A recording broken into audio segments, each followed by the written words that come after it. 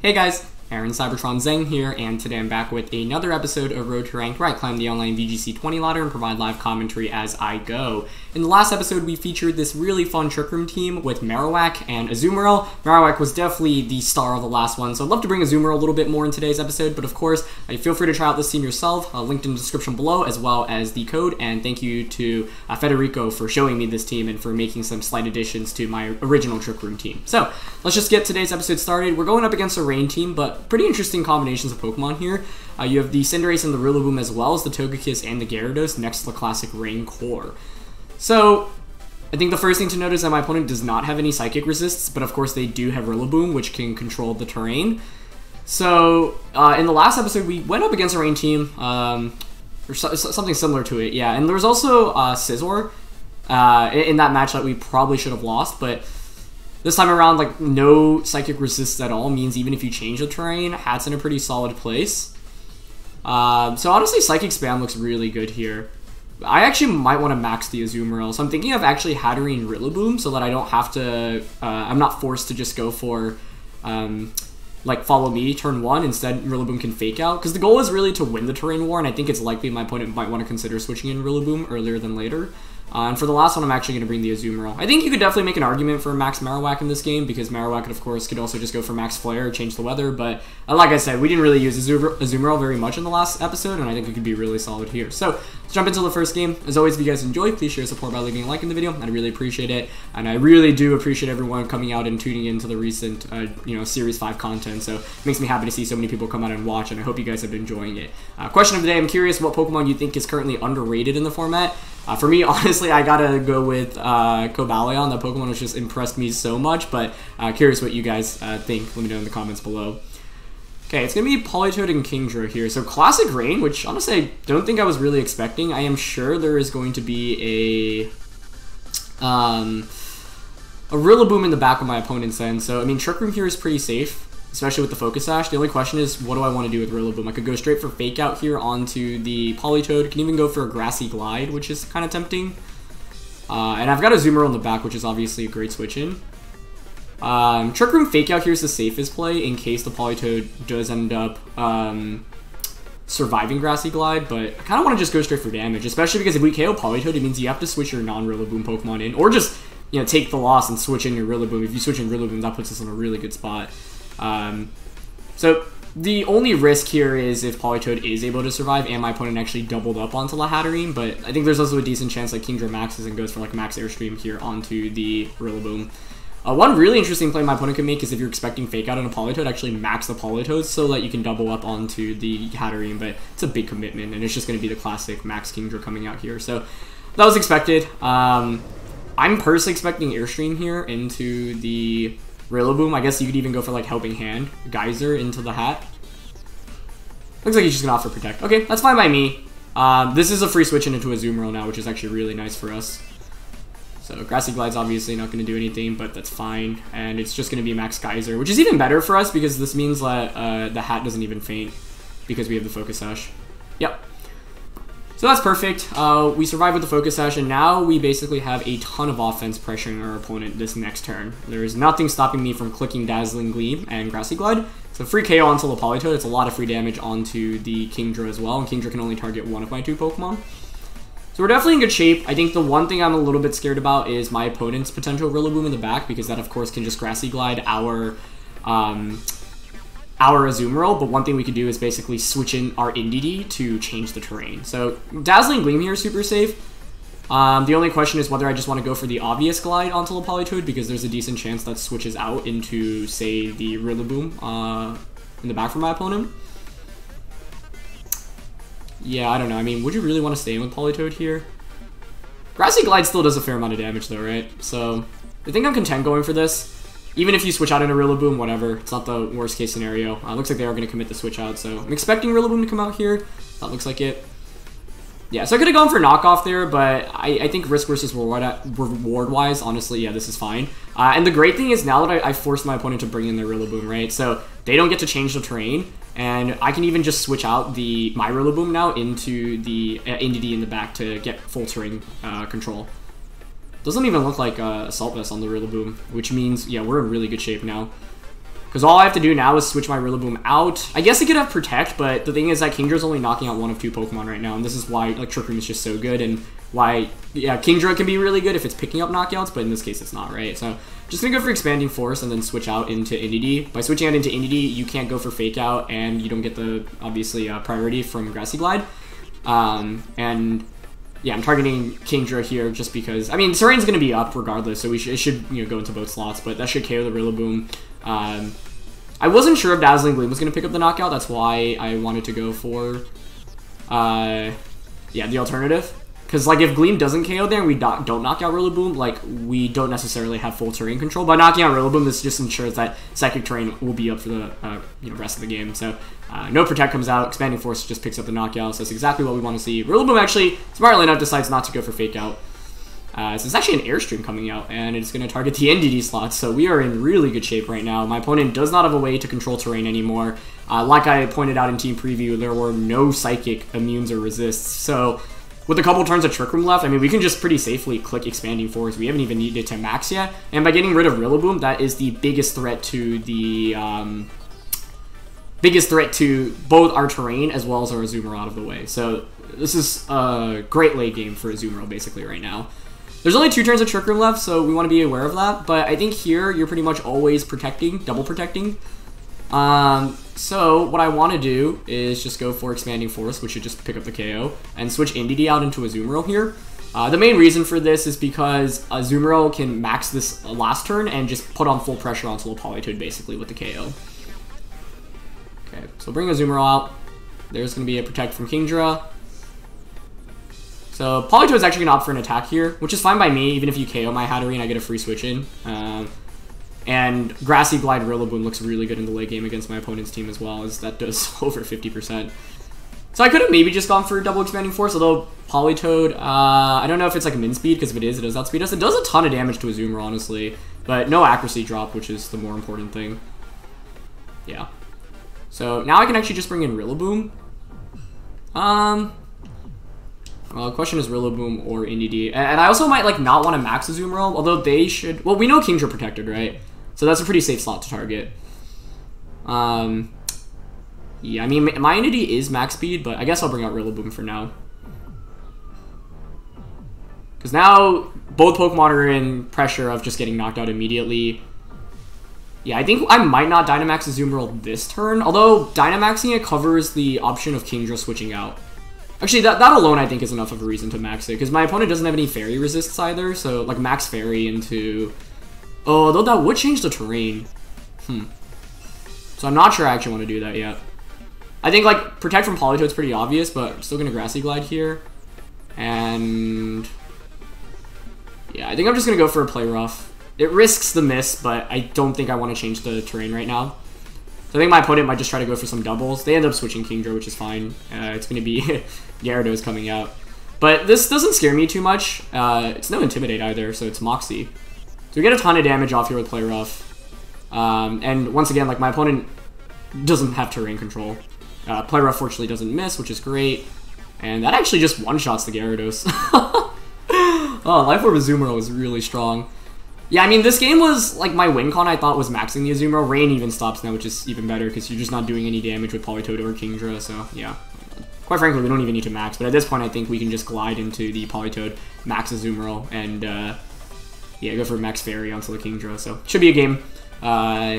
I think the main thing that was really important in this game was basically setting up Trick Room, right? When you're running like hard Trick Room, if you get it up and you bring the right offensive tools, you're often very likely just going to win immediately. What's important to note is that in this matchup, like I think Politoed you could definitely make a case for. Yeah, we ended up winning without even maxing, but Azumarill honestly was like Azumarill and Rillaboom were both really good offensively. At the end of the day, I think what makes you know, this team compelling is that like your support options in Porygon and the Indeedee also do a fair amount of damage. A Rillaboom is used, you know, for Fake Out, but with the ability to control terrain and able to get these priority attacks off, it's still super strong. And like, yeah, I think that's why like Rain teams typically you need really good answers against Rillaboom. And by my opponent committing the Dynamax on Kingdra immediately and not, you know, pressuring the Hat with Knockout, which is why Sash Hat is so good right now, we were in a pretty good shape right from the start.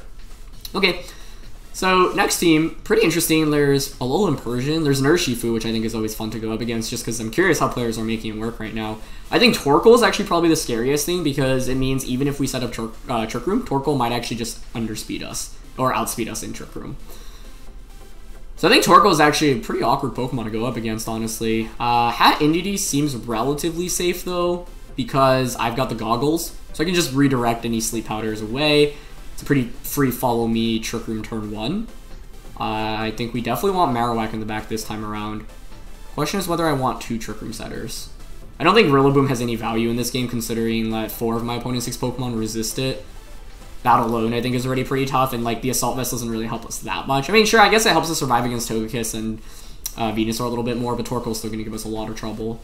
I'm thinking Azumarill just because of the ability to max. Honestly, like Life Orb Aqua Jet still does an okay amount.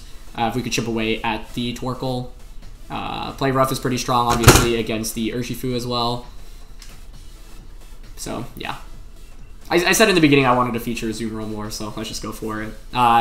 Could make an interesting max candidate here. I mean, we've got Max Steel, right? So we can Steel Spike into Togekiss. Could Max Geyser into Torkoal to change the weather. So that also could be important. But to me, I actually think the scariest thing on my opponent's team is Torkoal. And it's interesting because like the rest of that team is really, really fast. But Torkoal alone, I think, makes things a little trickier. Just going to be Persian and Cinderace, though, which I don't think I mind very much. Oh, you know what's interesting here is if they can one-shot the Indeedee. For example, if they have Max Darkness, you one-shot the Indeedee, and then you parting shot with the Persian. It's actually pretty scary. I didn't really consider that as a threat at all, but the more I think about it, the more I think there's a decent chance it happens if they have Max Darkness, which I think they might. The safe play here, of course, is just to Trick Room Follow Me. I don't even know what I would do if they have Max Darkness Parting Shot. I think we just get completely wrecked if they do end up having that. Assuming Max Darkness one-shots the Indeedee, which I think it would if you're Life Orb. Even without Life Orb, it might be enough. And I'm also assuming the Cinderace is faster than the Persian. Otherwise, this Persian doesn't really scare me at all. Okay, so it's going to be G-Max Cinderace. That's fine. It's also interesting because that means they actually can't control the weather, which means Azumarill can relatively win the Weather War relatively easily. Although, of course, there's always the threat of Torkoal switching in, so let's see. Alright, they have got Max Darkness, yeah. This is going to be a disastrous turn 1, and I think this is a really nice counter to what we brought. I did not respect this combination enough. Yeah, that one-shot's Indeedee. I'm sure Parting Shot's coming out right now, which is a really sick play, but I didn't really have much counterplay other than, I guess, to protect the Indeedee, and like, this is a reason for me to have brought Porygon too. Unless they don't Parting Shot here, which I would be shocked by. Yeah, there it is. So, because of Magic Bounce, that actually bounces us out. Yeah. Really smart, clever solution to Hat Indeedee specifically. If I were to replay this, I would have just led Indeedee and Porygon. Although I guess Marowak could have, Persian could have Taunt. So who do I go out into now? I want to force the Parting Shot into the Hat again. We know they have Max Darkness, so I guess Azumarill is actually maybe okay. We can Max Azumarill here and just go for... Let's see. Okay, I mean, first of all, I'm definitely bringing the Hat back in. Because this is interesting now, right? Do you predict me again and just Parting Shot again to play it safe? Because if so, I can just knock out the Cinderace slot. The question is, what does Cinderace opt for right now? Max Darkness, Flare. Regardless of what you go for, I don't think you can resist a Geyser. So I'm tempted to go for the Geyser. Starfall is interesting if they go for Max Darkness again, but I don't really see why they would go for that. I think like Steel Spike would make more sense. So honestly, I think I'm just going to Max Geyser the Cinderace here in Trick Room. Yeah, if they don't respect the Focus Sash and they don't end up going for a Parting Shot, then we actually get Trick Room up. I think protecting here definitely could have been a valid option as well, but honestly, that was just the standout play from my opponent in turn 1. I think if you're looking for a way to counter Hat Indeedee, this is actually a really, really clever solution. So the adjustment I would make is, like, we definitely have tools to get Trick Room up in this game. I just got a little bit careless with Hat Indeedee and, yeah, didn't consider the Max Darkness Parting Shot combination until I saw it, and so it was a little bit too late. So I think what would have been more viable is potentially leading Porygon. Porygon Rillaboom, for example, was interesting, right? Because, well, I guess the Persian can always fake out the Porygon, so I don't know. This lead is actually really, really clever. They're going to go for the Fireball, though, which means we will be able to just knock out the Cinderace. That's a sick animation, by the way. Okay. So, yeah, I don't know. Protecting Hat there might have been the call. Let's see what Persian opted for. You know, you would think it's a Foul Play or a Parting Shot into that slot. Oh, but they actually Parting Shot into a Azumarill. Interesting. So, we end up getting Trick Room up. And what's really interesting now is if you bring in Torkoal, I actually changed the weather. So does my opponent... Well, one, did they even have Torkoal in the back? And two, did they bring it out? The other problem is... Okay, so we actually end up getting, winning the Weather War, which I absolutely was not expecting. Yeah. However, of course, this means that we probably won't knock out the Cinderace. That being said, Azumarill is actually in a pretty good spot right now. Yeah, that still does a ton of damage to Cinderace, honestly, so we'll take it. Okay. Now the question is, how fast is your Torkoal? And do you even consider switching out here, for example? I wonder if Expanding Force was the play there instead, but I still think Trick Room is fine given like, what we have in the back. Like, Torkoal's the main threat here, right? So I'm leaning towards just going for Max Geyser into that slot and Expanding Force. I think that seems relatively okay here. If the Torkoal indeed is maybe Heat Wave, but like it's so awkward, right? Do you really want to keep a Torkoal in? And the reason why I'm also putting on the pressure with Hatterene right now is because I don't want my opponent to just like protect Cinderace, switch out Torkoal freely, and they get a free switch back in. So by going for offense, right? It's like we also have max pressure right now with the Azumarill. Yeah, so Torkoal actually ends up switching out, so we might just pick up a double knockout here. Of course, they could just go for a Protect here with the Cinderace if they actually have Max Guard, but there's no Max Guard. Perfect. I think this should just be a KO onto Cinderace. Yeah, so this might just be a double knockout. Persian might be sashed. But I think that switch makes a lot of sense. That's exactly why I did not want to Protect with the Hatterene here. We're still playing from behind, but at least it's looking a little bit more favorable. Okay, we don't knock out Persian actually after the Parting Shot, which maybe is okay because this Persian's actually in a terrible spot right now, right? Like, you can't really click Fake Out because of Psychic Terrain, and you're going to be the slowest Pokemon under Trick Room. So Torkoal comes back out, but I can just win the Weather War now with Max Geyser. I mean, once again, are you Min Speed Torkoal? Because if not, like, maybe the Hatterene actually outspeeds right now. I think the play, however, is to definitely go for a Geyser onto the Torkoal slot and just Dazzling Gleam here. Because basically, if Torkoal is Min Speed and it outspeeds us, we'll still change the weather. A Solar Beam won't knock out the Azumarill. I think you'd probably want to click Eruption. And if Torkoal protects, Dazzling Gleam will knock out Persian, and we win the Weather War. I've got Marowak waiting in the back as well, and if Torkoal is not in Sun, it is just such a useless Pokemon. Like, you need to have the Sun out with it because all of its attacks pretty much rely on Sun. And okay, no protects. We actually end up outspeeding the Torkoal as well with the Hatterene, so we get the Dazzling Gleam off. Persian still will not be able to survive that. Even if Torkoal survives this, which I think it should after the Sun and the Parting Shot, like, it's still a lot of damage, and it's probably going to be an Aqua Jet KO range. So they're just not for Heat Wave, yeah. Could have gone for Expanding Force there for more damage on the Torkoal, but I thought Gleam was safer. Covered all the options of Torkoal protecting, for example. The more important thing is that we change the weather here. Okay. It's really solid damage. However, of course my opponent had Rillaboom in Team Preview, right? So there's a decent chance that the Rillaboom just comes out right now. Which makes me think perhaps I should have prioritized actually KOing the Torkoal. But if I double up into that slot and Torkoal protects, we're not in great shape. So I'm expecting to see Rillaboom here. But we've got Marowak, which obviously does very offensively well against both of our opponents. If Rillaboom is the last one. Ooh, it's actually Urshifu. Okay, gotta say, I think I might have slept on that a little bit. Can the Urshifu one-shot us? I mean... Oh, there's still 2 turns of Trick Room, too. Which is good, right? Like, actually, with 2 turns of Trick Room, I don't think Torkoal can do anything. Honestly, kind of forgot about us having Trick Room up. Like... can pretty safely just Liquidation. Never mind. It's Water Urshifu, so we have to play rough it. Yeah, I mean, Torkoal's literally not doing anything against us, right? Like, it's just so bad in Rain, which is exactly why I wanted to win the Weather War. So I'm just going to double up on Urshifu here, even if it protects whatever. Ooh, Scorching Sand, okay. That's one of the new cool moves it gets. Poltergeist. Okay, it doesn't miss. Nice. It's AV too, so this double up should KO. That alone almost just KOs. Okay, that was a little bit scary because both of our attacks were not fully accurate, so I was thinking maybe Liquidation would have been better, but with it having, yeah, I don't know. I just didn't want to risk it. I didn't know what the item was there as well. Although Liquidation plus Poltergeist would have done enough, so there's probably a slightly safer play there to make, but now we can just Aqua Jet. Scorching Sands is cool to see, though, as one of the newer options. But this game actually highlights exactly why Max Azumarill can be really good. So despite the terrible turn 1, we were able to weather the storm, and I think the main reason for that was just having Focus Sash on the hat. I think my opponent not respecting the Trick Room option in the late game enough, like, which is why Focus Sash is just so good there. And I think the options were pretty tough there on Persian, right? Like, if I don't have the Focus Sash on Hat there, I just instantly lose. But I think because that's such a common item on Hatterene, you kind of have to respect it more nowadays. So a double up onto the Hatterene with any combination of attacks, Foul Play, or Parting Shot there would have been really rough for us. But we were able to get the Trick Room up ultimately, outspeed Torkoal, and get that Dazzling Gleam off. So Max Azumarill really was able to put in a lot of work. And yeah, I think the Torkoal switch in there allowing us to just instantly win the Weather War initially was just really big because, yeah, my opponent basically had to switch out the Torkoal and, you know, gave up free damage to us, basically.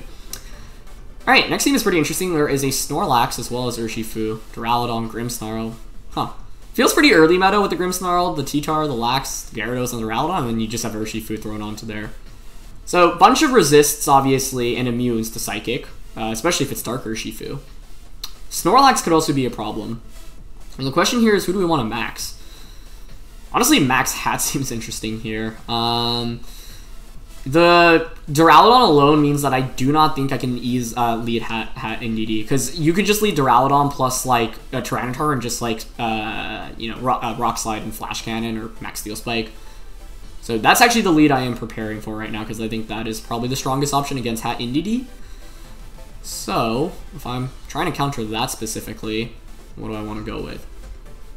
Porygon and Rillaboom at least ensures that we get Trick Room up, because we can just fake out whatever is not maxing, although I guess then I have to play the war of predicting who's actually going to max or not. I'm thinking, like, Rillaboom, Porygon. I don't know how good Azumarill is here, especially with the threat of Intimidate. It does hit for neutral, super effective against everything. Yeah, I'm bringing Marowak and Azumarill, but I think Hat might have been a better option over one of those. NDD feels weird here, mainly because of the Duraludon, so I don't feel comfortable leading it, but yeah, I think Pokemon choice-wise, you could definitely make a solid argument for one of, yeah, over the Hatterene over one of Azumarill, or, Marowak here. Mainly because, like, I was thinking, like, we might even want to max the Hat, but I don't know. Marowak and the Azumarill both just hit for so much damage. It's actually Grimmsnarl Snorlax. Okay, interesting. So they're going for like a more passive lead here. Although, what this lead could do is potentially just Belly Drum up on us, which is actually really scary. If it is actually Belly Drum Lax. So I don't even know if I want to set up Trick Room then. Because if it's min speed Belly Drum Lax, this gets really awkward. Like, I'm leaning towards just going for Fake Out on a Snorlax. And I honestly don't want to Trick Room turn 1. Like, I really don't. Got Marowak, Azumarill in the back. Like, I'm assuming you're leading this to beat Trick Room, right? So I'm actually just going to Fake Out Ice Beam Snorlax turn 1. We'll see what set it is. Okay, we get the Fake Out off first, which is good. That means no Belly Drum at least this turn, as Grimmsnarl actually just opts for Reflect, okay. So I still can't tell what Snorlax was going to go for here. At least we can tell maybe if it's Thick Fat or not, based off Ice Beam damage, but I just really didn't feel comfortable setting up Trick Room there. Pretty good damage. Okay, you know what's actually really good for us now? We can just go straight for Knockoff here, which gets rid of Snorlax's potential Berry, which is actually such a big deal. So I'm just going to knock off Ice Beam Snorlax here. Because if I get the knockoff off, then you can't Belly Drum. So I actually think we are not in bad shape at all. The only problem, I guess, is if Grimmsnarl, like, Thunder Waves us and we get fully paralyzed, or if you, like, Ice Beam crits the Snorlax, does enough damage where we activate the Berry already. Alright, just screens Grimmsnarl, so yeah, it really does feel like early meta once again. But that's fine by me.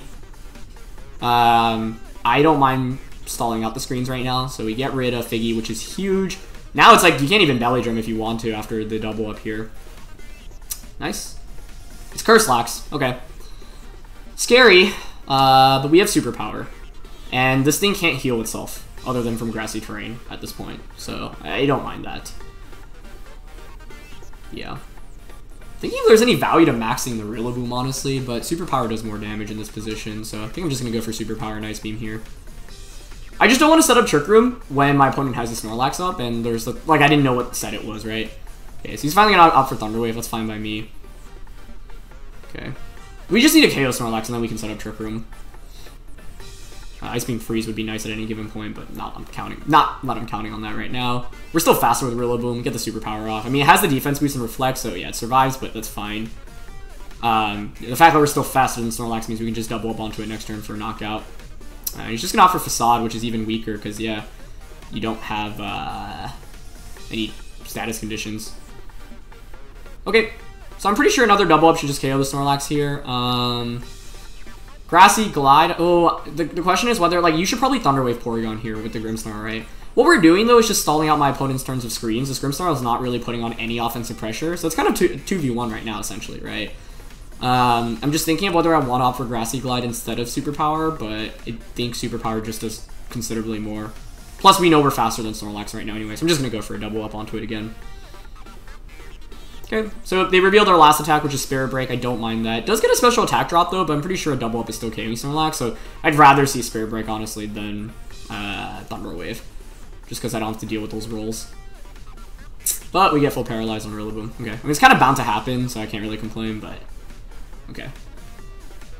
The Grimmsnarl's moveset, Screens, Thunder Wave, and Spirit Break. So this feels like a prime position for the Marowak to just come in, to be honest, because I know I'm not at risk of getting eating up a foul play from the Grimmsnarl, which is, I think, a really big deal. And I think what I actually want to do right now is not max with the Marowak, because I don't really get much mileage out of it. So I'm just actually going to opt for Flare Blitz here. My opponent hasn't maxed either, but I think it's now fine to click the Trick Room button, because like Snorlax is definitely fainting here. There's no way it has Protect. I guess I shouldn't say no way. If it actually has Protect, maybe this is a little problematic, but Snorlax still shouldn't put on much pressure. It's got Curse, Facade, probably like Darkest Lariat, and I would think like Recycle maybe. Although I haven't seen Recycle Lax in a minute. But with Grimmsnarl not having Foul Play, I'm not too worried. They're Fake Out Pressure, but when you're paralyzed earlier on, you know, your odds of being fully paralyzed at least once are relatively high. So it's just another Spirit Break on a Porygon, but that's fine. Like this Grimmsnarl, just if normally it's, you know, you get the added effect or the added damage, but in this case, at best we'd set up the Sun or maybe get a defense drop, but don't find that valuable enough to actually dedicate a turn of maxing for. And I think it's really important to max when you think you're going to take a lot of damage, and so you basically essentially survive with more. And in this position, we knew we were not in threat of damage from either Pokemon. So we've got rid of Snorlax, which means at least it's kind of paved the way for Trick Room. We still have to deal with the couple of turns of screens, which I think is pretty annoying. Especially with Tyranitar coming in. Because this Tyranitar is probably going to want to just max and go for like Darkness onto the Marowak, if I had to guess. Okay, so we have a lot of turns of Trick Room. It's confirmed to be... What was I going to say? Confirmed to be Light Clay Grimmsnarl.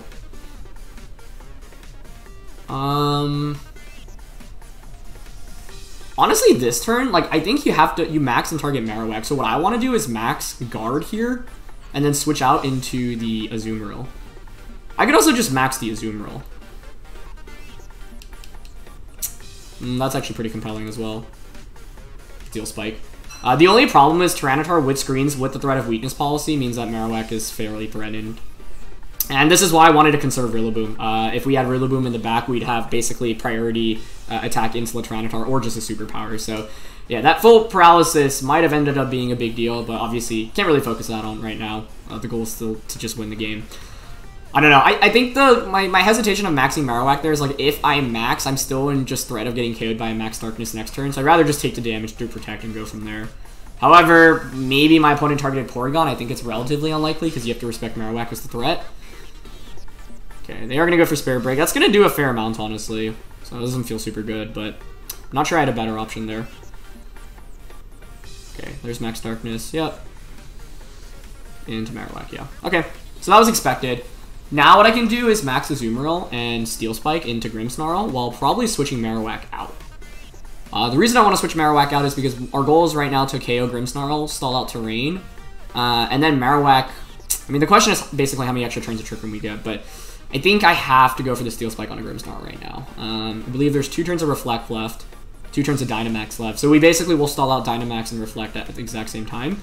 And it's pretty important to give Porygon a defense boost as well, because the majority of my opponent's team is actually physical. So, yeah, I think I don't mind maxing just Steel Spiking here in a Grimmsnarl.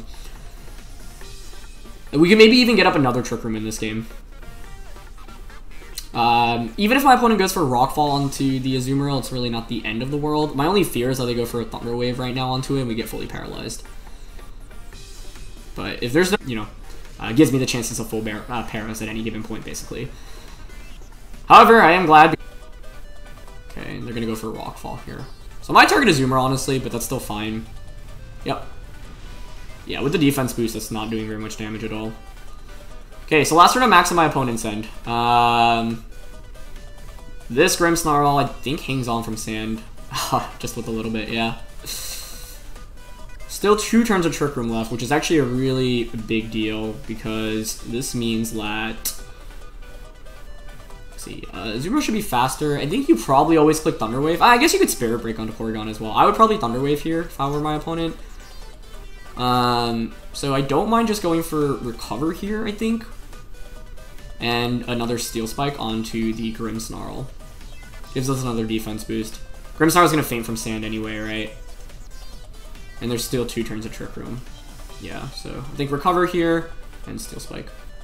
Because this makes Porygon nearly un-KOable if... Okay, so they're just gonna spam Thunder Wave. But I do think that's their best probability play, so totally can respect it. Just frustrating because we're dealing with the rolls every turn. But that's my bad for not trying to mitigate it. And we unfortunately get fully paralyzed on both Pokemon. I mean, that's why you click the Thunder Wave button, right? So you gotta respect it, but it is frustrating. Okay.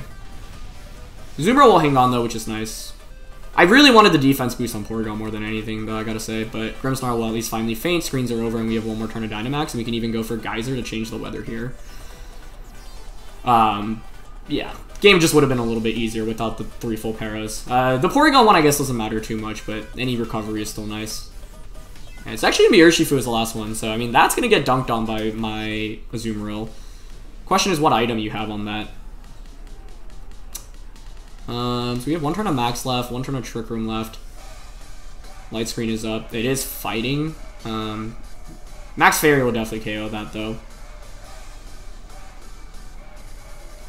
Alternatively, I could just go for the Steel Spike onto the Tyranitar, because I have Psychic for the Urshifu, right? Or Geyser, but I think I'd rather... No, actually, I guess I don't know if I KO. The other question is if they have Protect on both Pokemon, because if they have Protect on both Pokemon, I can Geyser here to change the weather, and then Aqua Jet to KO Tyranitar in the subsequent turn, because there's 2 turns of Sand left. So I'm leaning towards Psychic here until Urshifu. I really want to double up on Urshifu, honestly. So... I think I'm gonna go for it. Let's see. Oh, he's got Aqua Jet. Okay. Yeah, that might do it for us then. And Aqua Jet's not super surprising to see, to be honest. Let's see how much Psychic does. With screens being up, though, it won't be enough. Yeah, nice Aqua Jet. Solid damage. It's a 2-hit KO, but it's not enough. I guess it's actually interesting this next... No, Urshifu should always target Porygon, right? But... This is actually why I wanted that defense boost on Porygon, because I actually think my Porygon wins the 1v1 against Tyranitar. So I bring out Marowak now. If I'm my opponent, I'm targeting Urshifu, right? Or sorry, I'm targeting Marowak. I think I have to Trick Room here. This is why I wanted to get that Recover off as well, because I think Marowak could 2v1.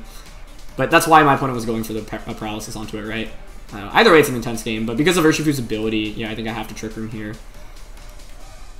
And honestly, the right target might actually be Boomerang into Tyranitar. Yeah, in case my opponent like doubles up onto Porygon. Okay, they're gonna go for Drain Punch. Yeah, we survived that. 2 defense boosts, and I think we would have been good in this game. Let's see if Tyranitar doubled up into it, or whether it was just a Rock Slide. Yeah, they went for Crunch. Onto Marowak, actually. Wow. If we had actually just Trick Room protected there, we would have won. Nah, we get fully paralyzed anyway. Yeah, so I think this is a good lesson, and like, yeah, we got a little bit unlucky with the paralysis, but like, I should have just tried to get KO the Grimmsnarl a little bit earlier on, because in the end, I let it not only paralyze the Rillaboom, but it also ended up paralyzing the Porygon and the Azumarill, which was unfortunate. Granted, we got double paralyzed, but maybe should just, I don't know. I don't think staying with Marowak would have been the correct call. I guess my opponent ended up making the read of me switching out, like, and if I stay with Marowak, we would have not only gotten a defense boost on the Marowak, but we also would have gotten the KO.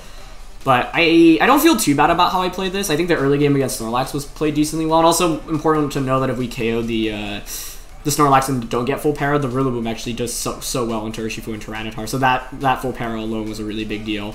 But once again, like I said, I could have mitigated the full paralysis by trying to get more damage onto the Grimmsnarl, and actually, instead of going for Steel Spike with the Azumarill the first time around, I could have just gone for Max Starfall to pick up the KO. That also sets up the terrain.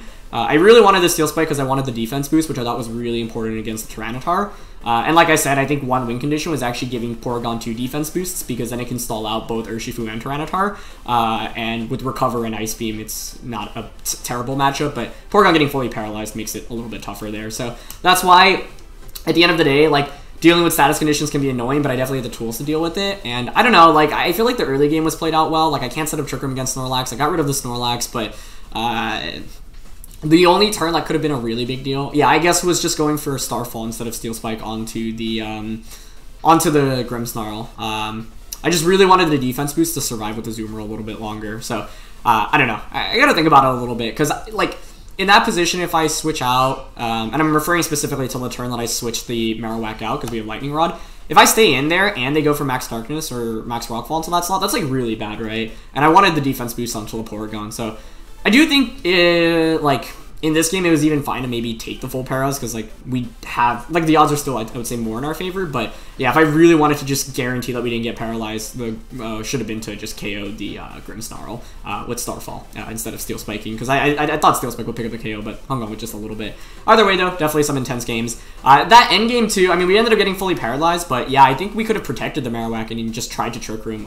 It didn't end up working out because we got fully paralyzed anyway, but if I guess they still have Aqua Jet, though, so we probably don't end up winning anyway. So, yeah, late game Urshifu shows why it can be a really big threat. That's why you gotta try to conserve your Rillabooms, especially if it is that water-type Urshifu. So, yeah, it's gonna be it for this episode, guys. Thank you so much, as always, for watching. Thank you to Federico for the team. Feel free to try it out yourselves. Code and the Showdown export are linked in the description below. Thank you, as always, for watching. Leave a like if you enjoyed, and I'll see you soon. All right, peace.